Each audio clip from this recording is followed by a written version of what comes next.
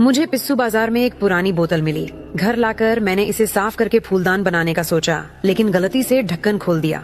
अचानक रंगीन धुआं बाहर आया और तेजी से दरवाजे की ओर बढ़ा। मैं डर से जम गया। पलक झपकते ही धुआं एक बड़े पैर में बदल गया। मैं देख ही रहा था कि क्या हो रहा है, तभी वह पैर बाहर खींच गया। मैं धीरे धीरे कमरे से बाहर निकला, चश्मे लगाए और देखा कि मेरे सामने एक विशाल देवता जैसा प्राणी खड़ा था।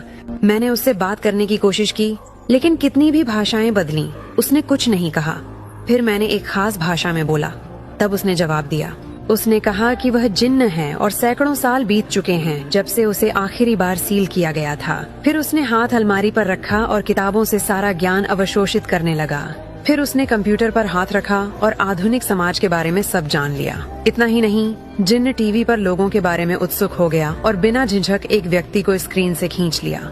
यह देखकर मैं डर गया। मैंने जल्दी से कहा कि वह उस व्यक्ति को वापस रख दे ताकि मुझे उसे मुक्त करने के लिए धन्यवाद मिल सके। जिन्न ने मुझे 3 इच्छाएं देने की पेशकश की, पर मैं उन घटनाओं से उबर नहीं पा रहा था जो अभी हुई थीं। जिन्न ने देखा कि मैं कितना घबराया था, इसलिए बातचीत आसान करने के लिए उसने खुद को इंसान के आकार में छोटा कर लिया, क्योंकि वह मेरी 3 इच्छाओं को पूरा करने के लिए उत्सुक था। वरना वह जादुई बोतल के श्राप से कभी मुक्त नहीं होता। उसकी मदद के लिए मैंने अपनी पहली इच्छा जताई। मैंने चाहा कि जिन्न मुझसे प्रेम करे, ऐसा प्रेम जिसमें हम दोनों में से कोई भी एक दूसरे से कभी धोखा न दे। फिर जिन्न ने मुझे धीरे से उठा लिया। आने वाले दिनों में जिन्न और मैं खुशहाल जीवन जीने लगे। मैं हमेशा की तरह काम पर जाता और हर दिन काम के बाद सीधे घर भागता, क्योंकि कोई जिसे मैं प्यार करता था मेरा इंतजार कर रहा था।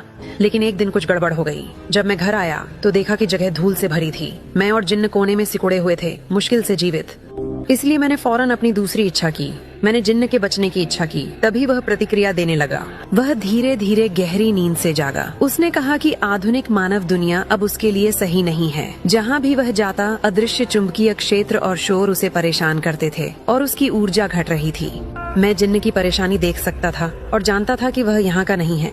इसलिए मैंने तीसरी इच्छा की। मैंने चाहा कि जिन्न अपने संसार लौट जाए, आजाद और बिना बंधन के रह सके। जैसे ही मैंने बोलना खत्म किया, जादुई बोतल टूट गई और जिन्न श्राप से आजाद हो गया।